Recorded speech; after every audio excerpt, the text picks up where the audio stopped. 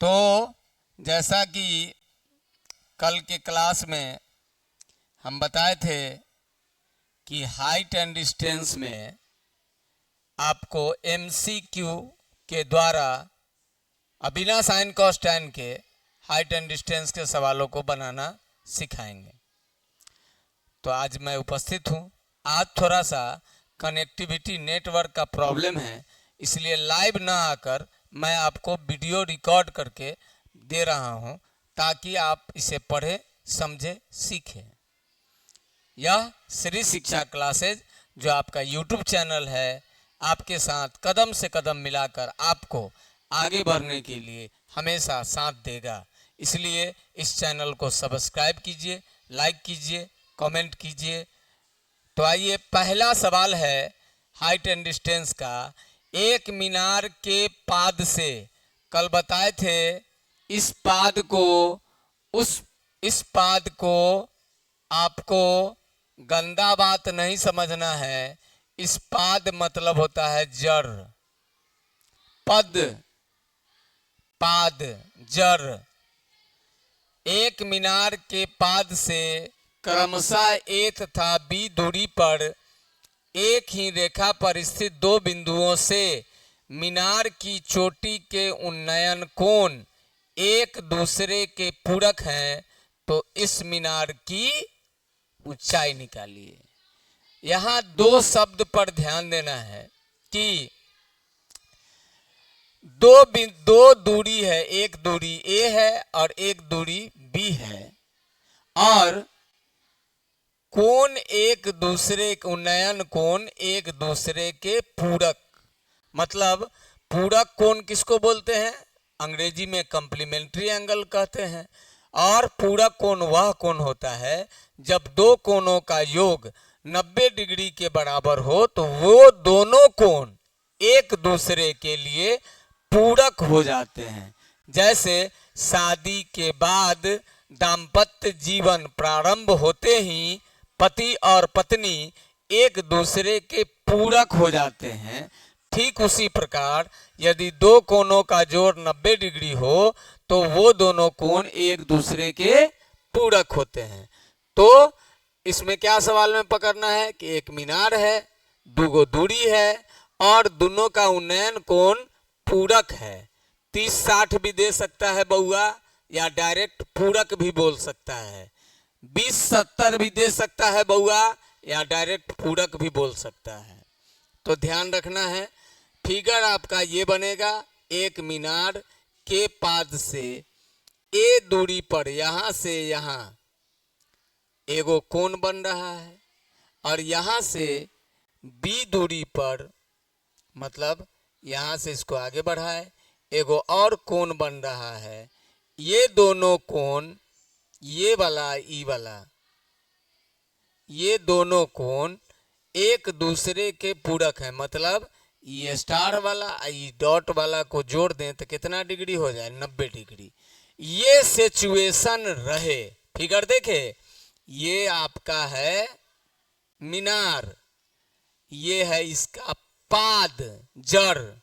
यहां से A दूरी और यहीं से B दूरी पर के उन्नयन कोण पूरक हैं। मतलब इन दोनों कोणों का जोड़ 90 डिग्री के बराबर है। और तब ये पूछे, तो मेरे प्यारे बच्चों ध्यान रखना, बुझौती बुझाना है, उत्तर टिपटिपाना है। A और B ये दोनों को गुना करके, और ठंडा का समय आया है, कंबल ओढ़ा देंगे, माने रूट चढ़ा देंगे। आंसर आपका हो गया, हो गया आंसर। कुछ करना नहीं है। अगर ऐसा सिचुएशन मिले कि दो कोणों का जोड़ 90 डिग्री हो और इसी पाद से एक का दूरी A, दूसरे का इसी पाद से यहाँ का दूरी पूरा B हो, और ये वाला लिखना हो, तो डायरेक्ट A और B में गुना करके कंबल ओढ़ा देंगे। ठंडा का समय है, कंबल ओढ़ाना मतलब रूट चढ़ा देंगे, उत्तर हो जाएगा। ज्यादातर सवालों में कभी कभी सवालों में या ज्यादातर सवाल में ए बी न दे के यहां से यहां का दूरी दे देगा 4 और यहां से पूरा दूरी दे देगा 9 और तब कहेगा कि बताओ इसका, तो 4 गुने 9 कर देंगे, 9 चौका 36, 36 का वर्गमूल 6 मीटर, ये 4 मीटर, ये 9 मीटर, तो ये वाला ऊंचाई क्या मीटर, 6 मीटर। समझ में आ गई बात। अगर ऐसा सिचुएशन कॉम्पिटिटिव क्वेश्चन में आपको मिले तो हमेशा ध्यान रखिएगा, पाद से यहाँ की दूरी, फिर यहाँ से यहाँ की दूरी और ये दोनों कोनों का जोड़ 90 डिग्री के बराबर हो तो ऊंचाई निकालना बड़ा आसान है। बस दोनों पाद वाला के गुना करना है और कंबल ओढ़ा देना है, मतलब रूट चढ़ा देना है, उत्तर आ जाएगा। तो आप इस बात को समझ गए हैं। अब अगले सवाल की ओर बढ़ते हैं। अगला सवाल कहता है कि दो व्यक्ति एक मीनार के दोनों ओर एक दूसरे के विपरीत खड़े हैं। वे मीनार की चोटी से क्रमशः 30 डिग्री तथा 60 डिग्री का उन्नयन कोण बनाते हैं। यदि मीनार की ऊंचाई 18 मीटर हो तो इन व्यक्तियों की बीच की दूरी क्या होगी। अच्छा, मतलब ऐसा है कि एक मीनार है और इसके दोनों ओर एक जगह से 60 डिग्री का कोण बन रहा है और एक जगह से 30 डिग्री का कोण बन रहा है। ये 18 मीटर दिया हुआ है। तो इन व्यक्तियों, यहाँ पर एगो व्यक्ति है, यहाँ पर एगो और व्यक्ति है, इन व्यक्तियों के बीच की दूरी निकालना है। ठीक बा। तो इस दूरी को निकालने के लिए ये देखो लंबा खड़ा है, 60 का रेशियो याद करो। तो 60 में सर ई होता था √3 ई वाला, ई होता था 1, यहां से यहां हो गया 1। 30 डिग्री में सर ई होता था 1, यहां से यहां हो जाएगा √3। अब हम आप ही से पूछते हैं कि मीनार वही है कि बदल गया। वही है सर, लेकिन जरा रेशियो देखिए तो 60 डिग्री लिए तो √3 हो गया, 30 डिग्री लिए तो 1 हो गया। मामला गड़बड़ हो गया कि नहीं हो गया। अगर मीनार एक ही है तो उसका मान भी एक ही होना चाहिए, लेकिन यहाँ तो 30-60 के चक्कर में हम एक बार √3 लिख दिए, एक बार 1 लिख दिए। तो उसको थोड़ा ठीक करेंगे, हल्ले हल्ले हो जाएगा प्यार सजना। कैसे करेंगे ठीक, ये √3 है ना, ये 1 है, ये में √3 से गुना करेंगे। यहाँ किए तो इसके साथ साथ यहाँ भी करिएगा। क्यों? क्योंकि इसको लिखे थे तो ये भी लिखे थे, तो ये √3 में √3 से गुना हो जाएगा तो 3 हो जाएगा। अब देखिए 60 डिग्री के लिए भी ये ऊंचाई √3, 30 डिग्री के लिए भी ऊंचाई √3, यहाँ से यहाँ के ऊंचाई, यहाँ से यहाँ के दूरी 3 और 1 4, मतलब √3 का मान आपको मालूम है 18। निकालना कितना है तो 3 और 1 4 का मान, तो 18 गुने 4 बटे में √3, नीचे ऊपर √3 से गुना करते हैं रेशनलाइजेशन। तो नीचे √3 में √3 से गुना करेंगे तो 3, 18 गुने 4 गुने √3, 3 से काट देंगे, 6 चौका 24 √3 मीटर। ये ऑप्शन नंबर बी आपका सही हो जाएगा। समझ में आ गई बात। अगर ऊंचाई बराबर हो तो उसका अनुपातिक मान भी बराबर होना चाहिए, और इसलिए हमने ऐसा कार्यक्रम किया। कोई sine cos tan sec cosec का जरूरत हमको ना पड़ा। बस ध्यान रखना है 30 डिग्री 60 डिग्री और 45 डिग्री का लंब आधार और कर्ण का रेशियो कितना कितना कितना कितना होता है, कितना कितना कितना कितना होता है, यही देखना है। और इस प्रकार हमारा ये उत्तर हो गया 24√3। आते हैं अगले सवाल पे। अगला सवाल ये है, एक मीनार की ऊंचाई 100√3 मीटर है। इस मीनार के पाद से 100 मीटर दूरी पर स्थित बिंदु से इसकी चोटी का उन्नयन कोण कितना डिग्री होगा? वाह, एक मीनार की ऊंचाई है 100√3, यहां पाद से इसका है 100 मीटर, पाद से है कितना? 100 मीटर। अब कहता है कि बताओ ई उन्नयन कोण कितना होगा। ठीक है, अब देख रे बउआ, देख रे बउआ, खेला के कर नाम बा। सवाल तो कुछ न करिए, 100 से 100 कट गलो, यहाँ 1 हो गलो। अब देख कौन एंगल के लेल यहाँ √3 1 होता है, बताओ 30 के लेल, 45 के लेल कि 60 के लेल? बोले ना 60 के लेल, तो ये राइट आंसर हो गलो 60। देखे सवाल, न साइन न कॉस न टैन न कॉट न सेक न कॉसेक, देख लिए सवाल, ठोक दिए जवाब। जब देखे ऊंचाई √3 में है, आधार 1 में है, ई सर सिखाए थे किस डिग्री के लिए? 60 डिग्री के लिए। तो 60 डिग्री आपका ये राइट आंसर हो गया। समझ में आ रही होगी बात? पाद समझ रहे होंगे, पाद मतलब पाद नहीं जड़। अगला सवाल आपके स्क्रीन पर ये रहा। क्या है सवाल? कि हवा में उड़ता जाए मेरा लाल दुपट्टा मलमल का, मेरा लाल हवा के झोंके से एक पेड़ का ऊपरी भाग टूटकर 15 मीटर की दूरी पर 30 डिग्री के कोण पर पृथ्वी को छू दिया। पेड़ की कुल ऊंचाई कितनी थी? हाय रे हाय, हाय रे हाय, मारा बजरिया में धक्का, बलम कल का टूट गया पेड़। हवा मारा तो पेड़ जो था टूट गया, और टूट के यहां से ए पर गिर गया, गिर गया। कौन पेड़वा? ये ऊपर का भाग। कहां गिरा? ये गिरा।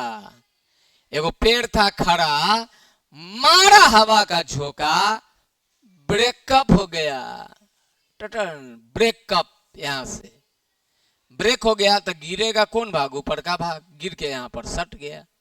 अब पढ़ो फिर से। हवा के झोंके से एक पेड़ का ऊपरी भाग टूटकर 15 मीटर की दूरी पर 30 डिग्री के कोण पर पृथ्वी को छूता है। कै डिग्री? 15 मीटर। और कै डिग्री पर छूता है? 30 डिग्री पर। पेड़ की कुल ऊंचाई कितनी है? जैसे रोज आवेलू तू, जैसे 30 डिग्री देखे तो सर तो बताए थे ई 1 होगा, ई √3 होगा, ई 2 होगा, राइट? क्योंकि बाद में पूछा कि पेड़ की कुल ऊंचाई, तो यहाँ 2 है बेटा, यहाँ 2 है, तो यह चीज ना टूटा होगा तो ये भी 2 हो गया। मतलब आपको टोटल कितना का मान प्राप्त करना है? 3 का। जबकि आपके हाथ में है कितना? बाबा जी के नहीं बोलना चाहिए, बाबा जी मतलब समझते हैं, नहीं बोलना चाहिए। तो √3 का मान आपको दिया हुआ है 15, √3 बराबर 15 मीटर, और निकालना है 3 बराबर, तो 15 गुने 3 बटा में √3। अब रेशनलाइजेशन कर लेंगे, 15 गुने 3 बटा में √3, √3 से ऊपर और √3 से नीचे गुना करेंगे तो √3 3 हो जाएगा। 15√3, ये आपका 15√3 कहाँ है? ये वाला सही जवाब हो जाएगा। नहीं बुझाया? 30 डिग्री के एंगल पर जैसे यहाँ पेड़ छुआ, ई हो गया 1, ई हो गया √3, ई हो गया 2। हमको बाद में पूरा ऊंचाई बताना है, तो गिरा वो भाग है 2, तो पहले भी कितना रहा होगा? 2 ही है। नहीं, √3 का मान हो गया 15, दिया हुआ है 15 मीटर की दूरी पर। तो √3 का मान 15 निकालना है 3 का मान, तो बस √3 बराबर 15 निकालना है 3 का मान। आप ऐसे भी देखते हैं तो देखो, सोचने वाला समझने वाला, इसका ही √3 गुना है, इसका ही √3 गुना है, तब उत्तर में भी 15√3 डायरेक्ट ठोक देंगे। ये सब करने का कोई जरूरत नहीं पड़ेगा, लेकिन हम इसलिए बताते हैं कि सीखते रहो, समझते रहो और बनाते रहो। तो आप समझ गए कि हवा में उड़ता जाए मेरा लाल, हवा के झोंके से टूट गया था पेड़, ओकरो ऊंचाई निकाल लिए सर। अगले सवाल पे आते हैं। अगला सवाल क्या है? सूर्य का उन्नयन कोण 45 डिग्री से 30 डिग्री हो जाने पर एक ऊर्ध्वाधर, जिसका धर ऊर्ध्व हो, जिसका शरीर खड़ा हो, ऊर्ध्व। सूर्य का उन्नयन कोण 45 डिग्री से 30 डिग्री हो जाने पर एक ऊर्ध्वाधर खड़े खंबे की परछाई में 10 मीटर की वृद्धि हो जाती है। इस खंबे की ऊंचाई कितनी है? कहता है सूर्य का उन्नयन कोण 45 डिग्री से 30 डिग्री हो जाने पर ये परछाई 10 मीटर बढ़ गया। समझ में आया? सूर्य का उन्नयन, परछाई यहाँ पर व्यक्ति है, 45 डिग्री तो ई परछाई था नहीं, और जब 30 हुआ तब परछाई पूरा में लपेट गया, मैंने 10 मीटर और बढ़ गया। कितना बढ़ा? 10 मीटर। तो यहाँ से यहाँ का मान दिया है 10। निकालना है इस खंबे की ऊंचाई, ई वाला।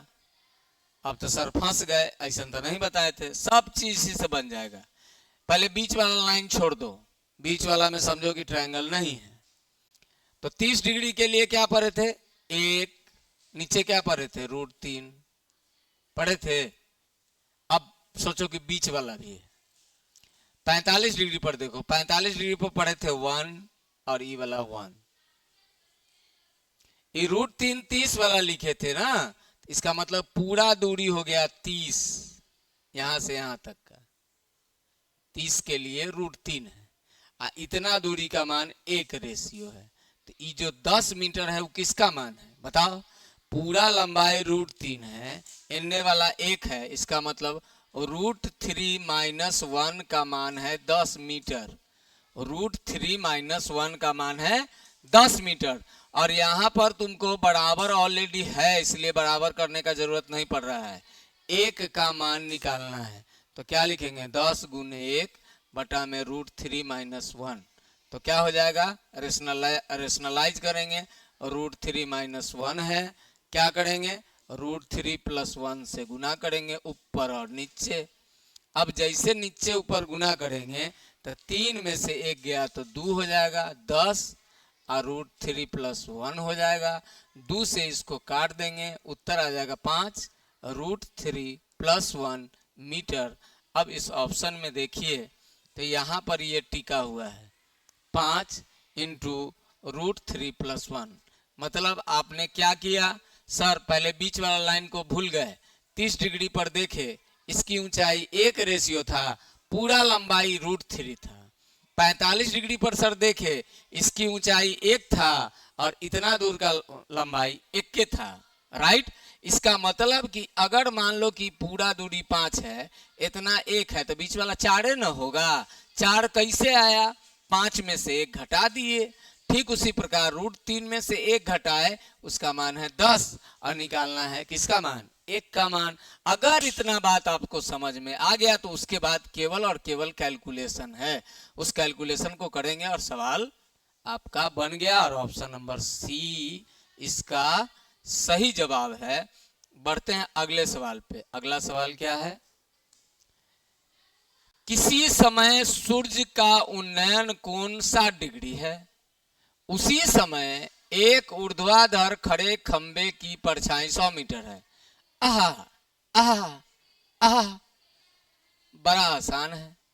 एगो खंबा बा, ऊर्ध्वाधर खड़े खंबे के छाया, जब भी छाया होगा बेटा ऐसे ही बनाना है, छाया ऐसे ही बनता है, गोर से सटले सटले सूरज के किरण आएगा, गोट से सटले सटले नीचे पड़ल रहेगा, वही है आपका छाया। तो ये कहा कि यहाँ पर उन्नयन कोण कितना डिग्री बा 60, और एकर लंबाई भी देले बा 100। ई पूछे बा 60 के लेल बेटा क्या पढ़ाए थे, √3। एक के मान दिया हुआ है 100, निकालना है √3 के मान, तो क्या हो जाएगा 100√3। पहला ऑप्शन सही।